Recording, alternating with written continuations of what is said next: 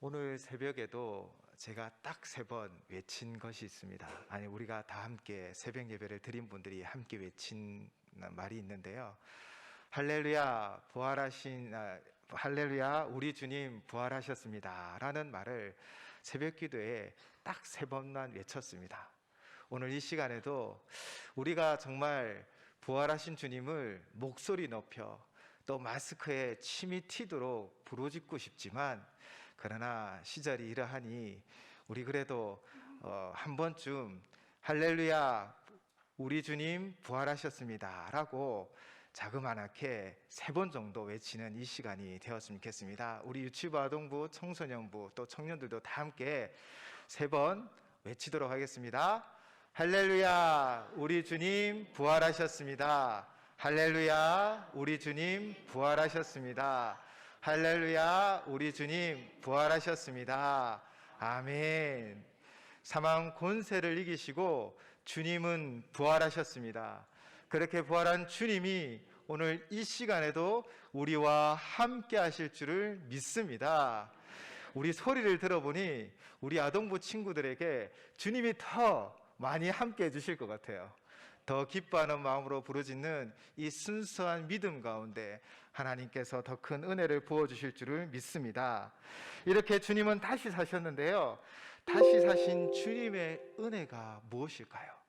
부활하신 주님의 은혜는 어떤 은혜입니까? 먼저 오늘 고린도전서 이 편지를 쓰고 있는 바울에 대하여 잠시 말씀을 드리려고 합니다. 바울은 어떤 자입니까? 우리 아동부 청소년들 친구들 중에 제일 얄미운 친구가 누구입니까? 어떤 친구죠? 꼬지르는 친구. 예. 이 꼬지른다는 단어를 요즘 거의 안 쓰시잖아요. 이게 경상도 사투리더라고요. 제가 어릴 적에도 제 친구들과 함께 야, 니 좀 선배한테 꼬지르지 마라 라고 말을 했었습니다. 근데 이 단어의 뜻이 무엇입니까? 바로 선배한테 우리들이 한 말들을 일러 바치는 거죠. 참 나쁜 녀석이고 얄미운 녀석이었습니다. 바울은 사실 이렇게 꼬지르는 자였습니다. 예수를 믿는 자가 있으면 그를 그 당시에 종교 지도자들에게 꼬지르고 알려주어서 그들을 핍박받게 하고 그들을 어려움 처하게 했던 것이죠. 바로 우리처럼 예수를 믿는 자들을 유대 지도자들에게 고발하였던 것입니다. 그는 예수를 믿는다는 그 이유 때문에 순교의 현장에 있는 스데반 집사님이 돌에 맞아 죽는 것을 옳다라고 생각했고, 또 돌로 그를 치는 자들의 옷을 보관하였던 청년이었습니다. 그리고 열심을 가졌기 때문에 그 당시 종교 지도자에게 찾아가 예수를 믿는 자들은 남녀노소를 막론하고 무조건 잡아 예루살렘으로 데려오겠습니다 라는 그 공문을 가지고 다메섹이라는 곳으로 내려갔죠. 바로 이처럼 예수를 믿는 사람, 예수의 부활을 증언하는 모든 자들을 잡아 고난과 고통을 주는 자가 바로 오늘 본문에 글을 쓰고 있는 바울이었습니다. 그가 다메섹으로 무엇을 하러 내려갔습니까? 바로 예수를 믿고 예수님이 부활했다라는 소식을 전하는 자들을 잡으러 갔던 것이죠. 아직 부활하신 주님을 만나지 못했기 때문입니다. 2000년 전에 예수님께서 십자가에 죽으시고 부활하심을 믿지 못하고 또 유대교를 무너뜨리려는 적으로 간주하여 예수 믿는 사람은 무조건 잡으려고 했던 것이 바로 바울이죠. 그가 부활하신 주님을 만나고 변화된 이후에 예루살렘으로 갔을 때 그를 대하는 태도를 통하여 그가 얼마나 두려운 존재였는지를 알 수 있습니다. 사도행전 10장 26절 말씀입니다. 사울이 예루살렘에 가서 제자들을 사귀고자 하나 다 두려워하여 그가 제자됨을 믿지 아니하니, 도저히 사람은 변화될 수 없어. 도저히 사람은 가능성이 없어. 이 사람은 우리를 도울 수 없어 라고 생각했던 것입니다. 그런데 그가 어떻게 되었습니까? 바로 부활하신 주님, 그 은혜로 말미암아 변화되었지요. 우리가 살아가다 보면 이런 사람들이 인생에 꼭 한 명씩 있습니다. 물론 유치부 친구들에게는 아직 없을 것 같지만 우리 아동부 친구들도 좀 이런 사람 있지 않을까요?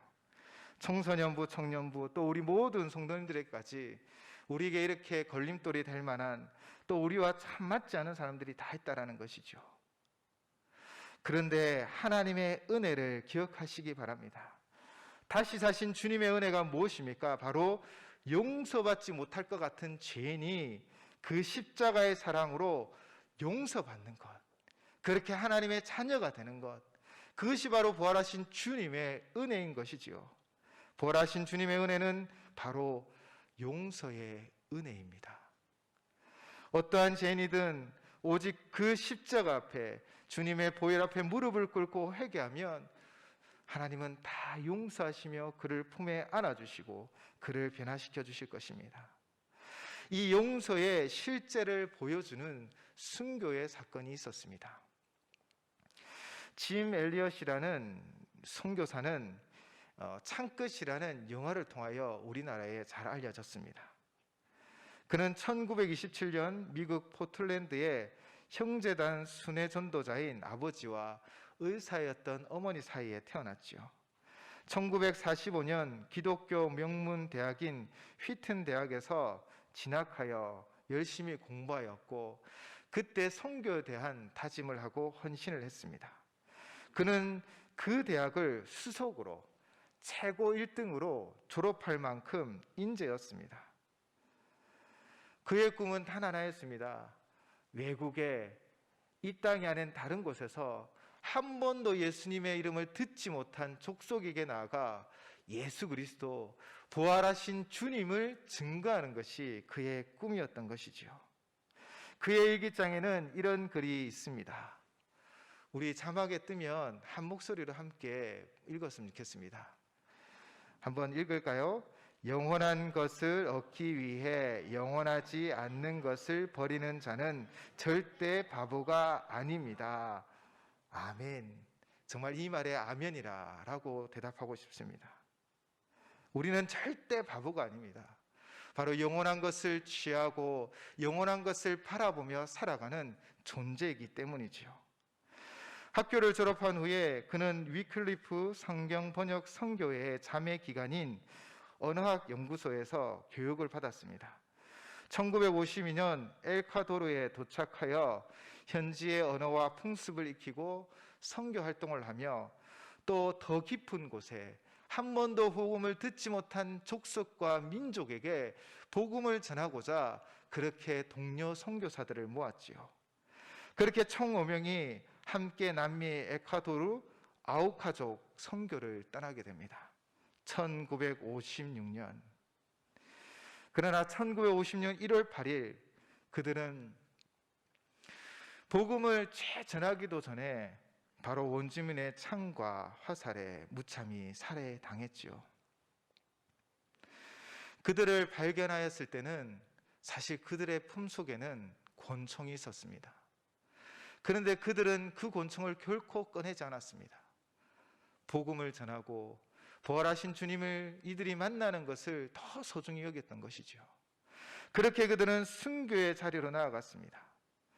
당시 미국 언론들은 이 사실을 보도하며 장래가 촉망되는 젊은이들이 무엇 때문에 멀리 남미까지 가서 제대로 일도 못하고 헛된 죽음을 당해야 하는가, 얼마나 불필요한 낭비인가 라는 기사를 썼다고 합니다. 그때 그의 아내 엘리자베스 엘리엇은 신문 기자에게 이렇게 항의하였습니다. 낭비라니요? 왜 그런 말씀을 하십니까? 내 남편은 어렸을 때부터 이 순간을 위하여 준비했던 사람입니다. 내 남편은 이제야 그 꿈을 이룬 것뿐입니다. 복음을 땅끝까지 증거하다가 주님의 부르심을 받는 것이 그의 온전한 꿈이었던 것이죠. 한 번도 예수 그리스도에 대한 이야기를 듣지 못한 자들, 부활의 주님을 소개받지 못한 자들에게 그는 그 땅끝까지 나가 주의 복음을 전하는 것이 그의 꿈이었던 것입니다. 짐 엘리엇의 아내인 엘리자베스 엘리엇은 아우카족이 이 남편을 죽인 이후 2년 후에 1958년 가을에 엘리엇이 미처 다 이루지 못한 꿈을 위하여 나아갑니다. 그녀는 간호사 훈련을 받고 어린 딸 베러리와 함께 목숨을 걸고 다시 아우카족에게 나아갑니다. 자신의 남편을 죽인 족속입니다. 외부인들은 무조건 죽이는 것이 그들의 방법이었습니다. 그러나 그녀가 5년 동안 그들과 함께하며 그들에게 열심으로 오직 복음을 전하고 간호하기에 일념을 다했습니다. 어느 날 아우카족 추장이 부인에게 물었지요. 당신은 누구이고 우리를 위해 이렇게 애써서 수고하는 이유가 무엇입니까? 부인은 이렇게 대답했습니다. 나는 5년 전에 당신들이 죽인 그 남자의 아내입니다. 그러나 하나님의 사랑 때문에 여기에 오게 되었습니다. 바로 부활하신 주님, 그 주님의 충만한 은혜와 하나님의 충만한 사랑으로 결국 남편을 죽인 그 족속들을 용서하며 도리어 그 선교의 현장에 나아가 5년간 묵묵히 자신이 누구인지 밝히지 않고 그들을 섬겼던 것입니다. 이 부인의 말을 들은 아우카족 추장과 모든 사람들은 큰 감동을 받았지요. 그리고 그들은 결국 그토록 전하고자 했던 부활하신 주님을 믿고 그 주님 앞에 무릎 꿇게 되었습니다. 수십 년 후에 그곳에는 수백 개의 교회가 세워졌습니다. 엘리엇을 죽인 이들 가운데서도 목사가 되었습니다. 남편을 죽인 원수인 아우카족에게 찾아가 예수님의 이름을 전하는 것, 이처럼 하나님께서 우리의 죄를 용서했듯 지금도 부활하신 주님의 은혜를 누리고 있는 자들은 용서하며 이 용서의 삶을 성경에만 있는 것이 아니라 우리의 삶 가운데 증언하고 증거하고 있는 것입니다. 이처럼 부활하신 주님의 은혜는 바로 용서의 은혜였습니다. 바울은 이렇게 고백합니다. 내가 나된 것은 하나님의 은혜로 된 것입니다. 오늘 본문 9절입니다. 나는 사도 중에 가장 작은 자라. 나는 하나님의 교회를 박해하였으므로 사도라 칭함받기를 감당하지 못할 자니라. 아멘. 그런 자에게 주님이 찾아와 주셨습니다. 주님을 박해하고 주님을 믿는 자를 잡아 옥에 가두고 죽는 것이 옳다라고 생각한 자에게 주님이 찾아와 주셨지요. 부활의 주님은 그렇게 그에게 찾아와 용서의 은혜를 베풀어 주시고 그를 새롭게 하여 주셨습니다. 우리 유치부, 아동부, 청소년부, 청년부, 우리 친구들에게도 동일합니다. 부활하신 주님께서 그를 배반하고 도망왔던 모든 제자들을 갈릴리에 가서 먼저 가서 기다리셨던 것처럼 여러분을 향한 그 주님의 사랑은, 여러분을 향한 그 주님의 은혜는 끝이 없고 돌아오고 회복받고 은혜를 누리기를 기다리고 계신 것입니다. 제자들은 어떠하였습니까? 베드로는 죽을지언정 내가 주님과 함께 하겠습니다 라고 얘기했지만 예수님 말씀처럼 닭이 두 번 울기 전에 3번 부인하였죠. 모든 제자들 또한 나도 그렇게 하겠습니다 라고 하였지만 겟세마네 동산에서 주님이 잡히실 때에 자신의 목숨 하나 살리고자 도망하는 제자들이었습니다. 그러나 부활하신 주님은 신실하게 그 약속을 지키며 먼저 갈릴리에서 그들을 기다렸었던 것이죠. 여러분이 살아서 어떤 환경, 어떤 상황을 만나든지 어떠한 상태에 있든지 영원히 여러분을 기다리시는 부활하신 주님을 기억하십시오. 그리고 여러분의 삶의 현장에 부활하신 주님은 직접 찾아가 여러분을 친히 인도하여 주실 것입니다. 바로 그 부활하신 주님의 은혜는 우리를 향한 끝없는 용서와 긍휼과 사랑과 자비의 은혜인 것이죠. 예레미야서 29장 13절 말씀입니다. 너희가 온 마음으로 나를 구하면 나를 찾을 것이요 나를 만나리라. 우리가 부활하신 주님을 향하여 부르짖기만 하면 주님 나의 진정한 주인이 되어주시고 왕이 되어주십시오 라고 말하면 우리의 허물이 있고 우리가 죄가 있을지라도 그 그리스도의 보혈을 의지하여 주님 앞에 나아가면 주님은 우리를 용서하시고 만나주시며 우리를 친히 인도하여 주십니다. 부활하신 주님, 그 주님의 보혈을 의지하여 오늘도 주님을 찾으시기 바랍니다. 부활하신 주님이 우리와 함께 하셔서 우리를 어루만지시며 우리를 회복시켜 주실 것입니다. 그리고 부활하신 주님의 은혜는 바로 하나님의 사명을 감당하게 하는 은혜였습니다. 바울은 핍박자에서 이제 돌이켰습니다. 그런데 그냥 변화된 것이 아니라 바로 죽으시고 부활하신 주님의 이름을 땅끝까지 전하는 사명을 감당하는 자로 변화되었습니다. 그렇게 자신과 다른 민족에게 복음을 전하였지요. 오늘 복음 15장 1절에서 2절 말씀입니다. 우리 복음 1절에서 2절 말씀 함께 봉독하도록 하겠습니다. 형제들아, 내가 너에게 전한 복음을 너에게 알게 하노니 이는 너희가 받은 것이요 또 그 가운데 선 것이라. 너희가 만일 내가 전한 그 말을 굳게 지키고 헛되이 믿지 아니하였으면 그로 말미암아 구원을 받으리라. 아멘. 그렇게 예수 믿는 사람이라면 잡고 핍박하고 가두었던 바울이 지금 무엇이라 이야기하고 있습니까? 바로 부활하신 주님을 만난 후에 이 복음을 다른 민족에게 전하는 자로 변화되었지요. 지금 우리가 읽은 본문은 고린도 교회를 다니는 믿는 사람들에게 보낸 편지입니다. 아마 지금은 메일을 보내거나 SMS를 사용하겠지만 그때는 손으로 편지를 보내었지요. 이 편지는 주 55년경 제3차 전도 여행 때 에베소에서 쓴 편지입니다.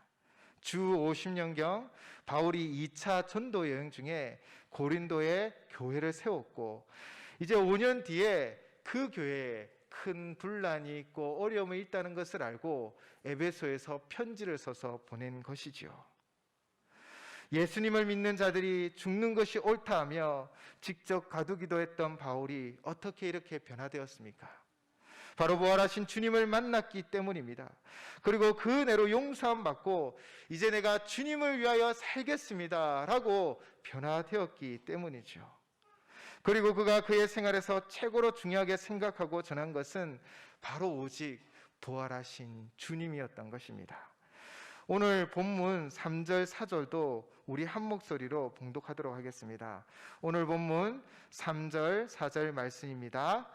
내가 받은 것을 먼저 너에게 전하였노니 이는 성경대로 그리스도께서 우리 죄를 위하여 죽으시고 장사 지낸 바 되셨다가 성경대로 사흘 만에 다시 살아나사. 아멘. 다시 살아나신 예수님, 부활하신 주님을 땅끝까지 증거하고 있습니다. 이 땅끝까지 증거하는 이 복음을 전하는 일에 바울이 과연 그의 힘과 지혜와 능력으로 행한 것일까요? 아닙니다. 부활하신 주님을 전한 바울은 이렇게 고백합니다. 고린도후서 12장 9절 말씀입니다. 제가 봉독하겠습니다.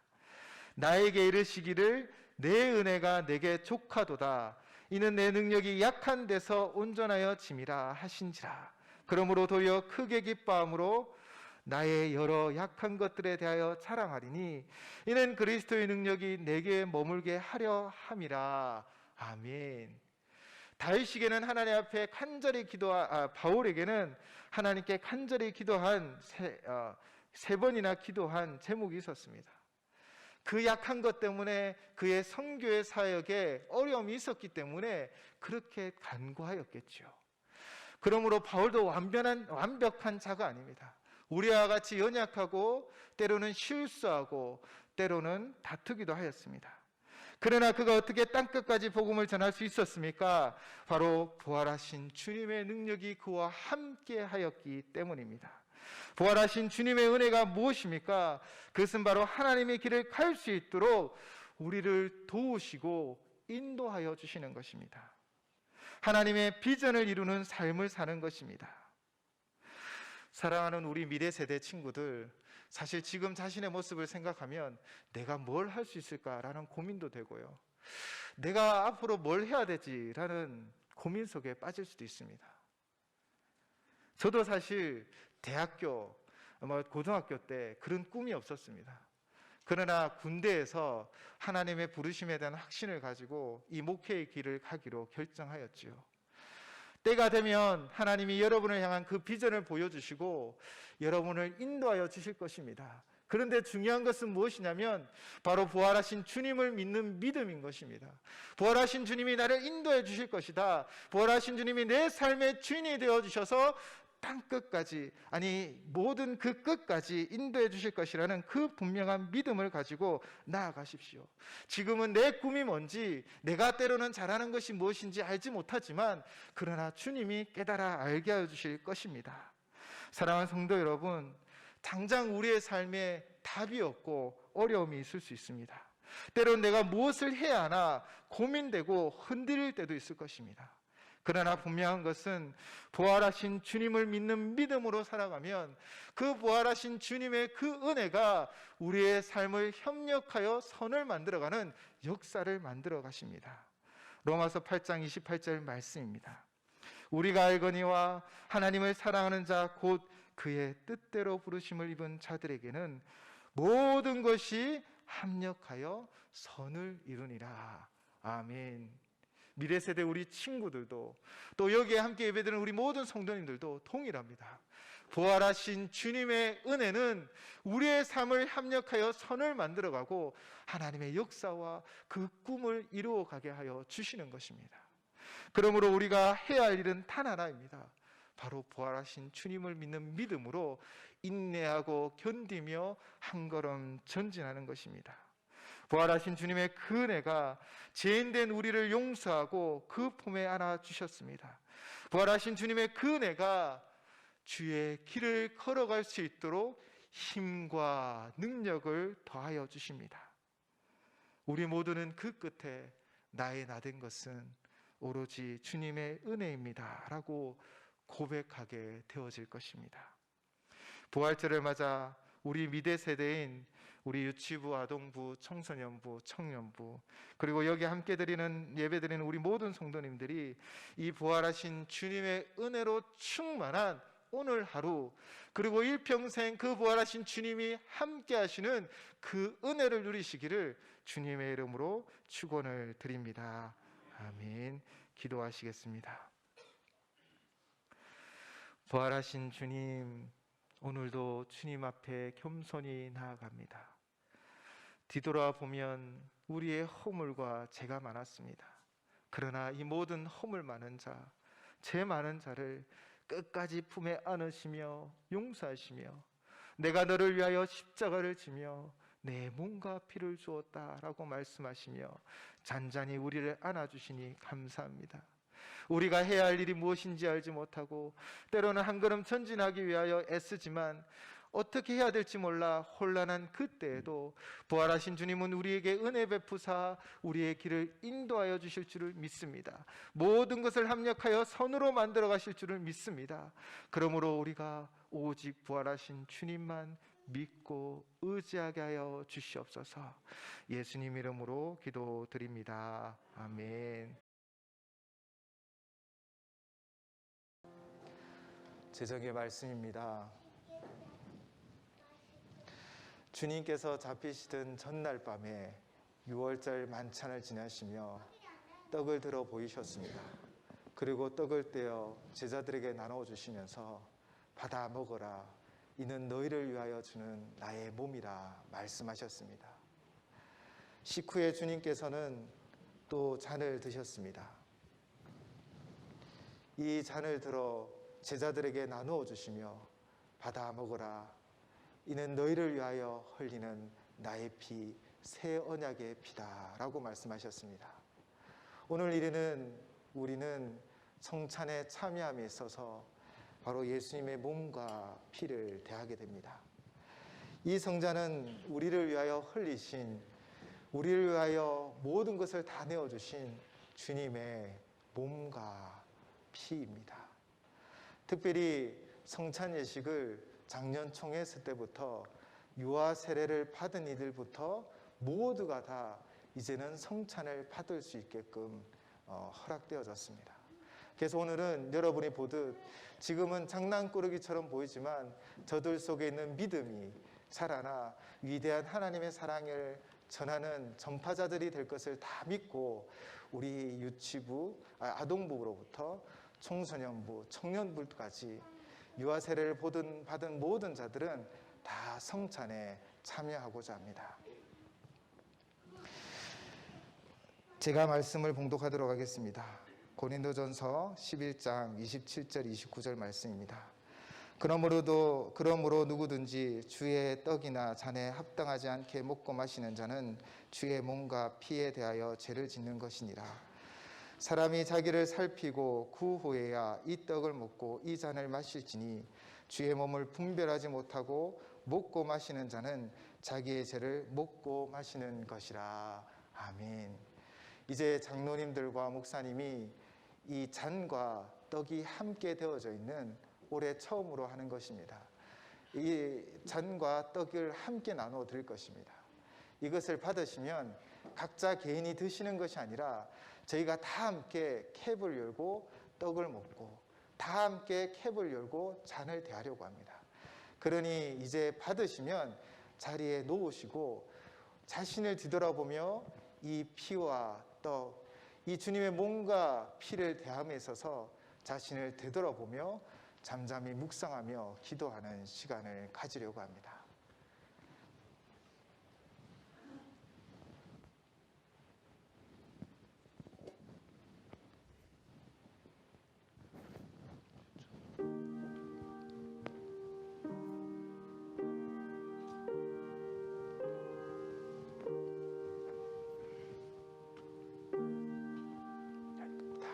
마지막에 받을게요.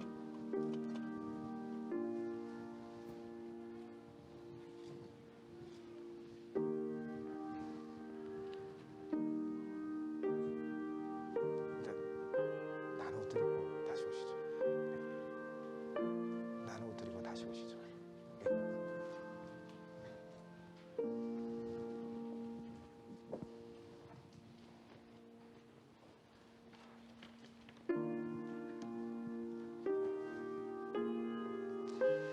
이제 우리가 주님의 떡과 잔을 받고자 합니다.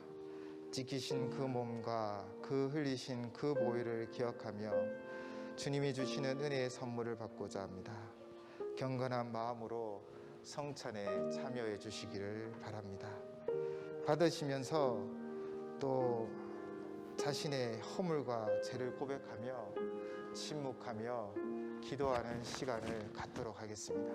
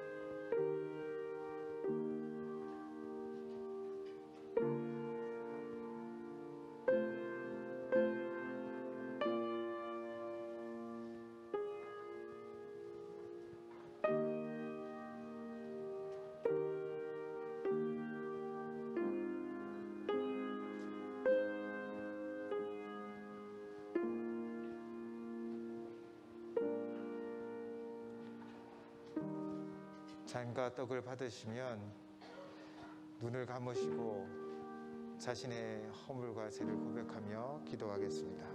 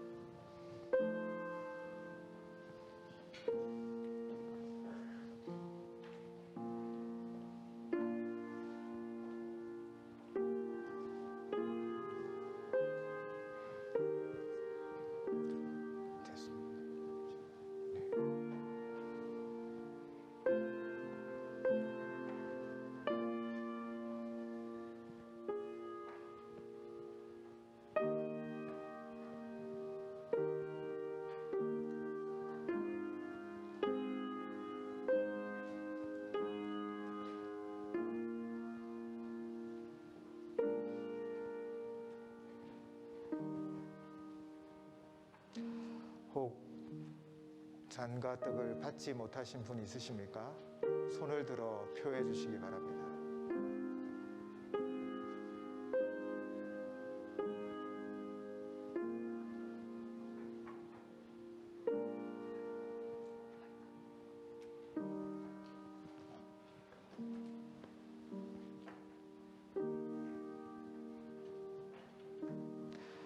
잔과 떡을 받지 못하신 분은 손을 들어 표해 주시기 바랍니다.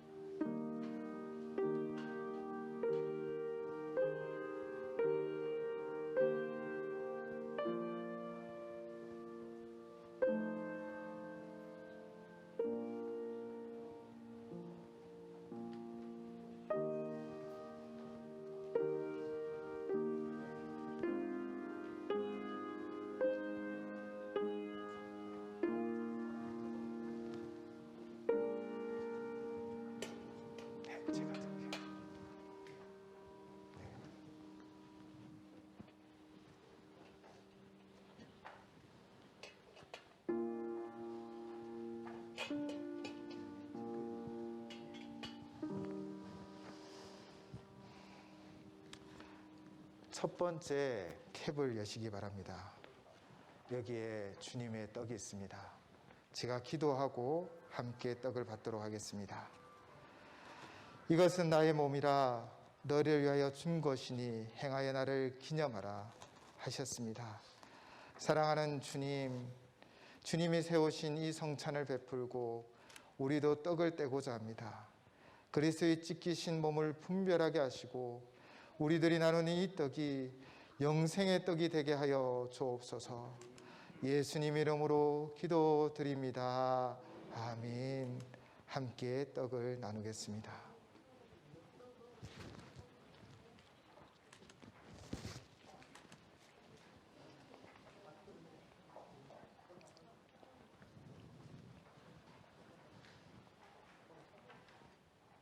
그리고 다음 캡을 다 함께 열도록 하겠습니다.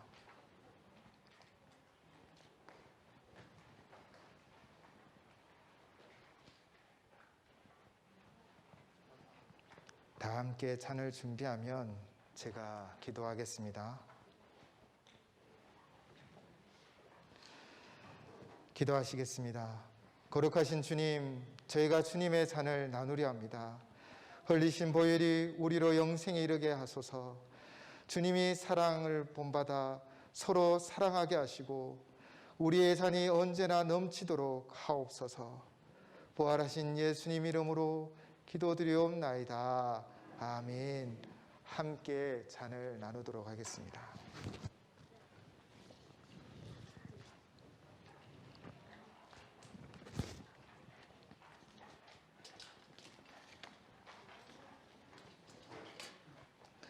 우리는 주님의 떡과 잔을 함께 나누었습니다.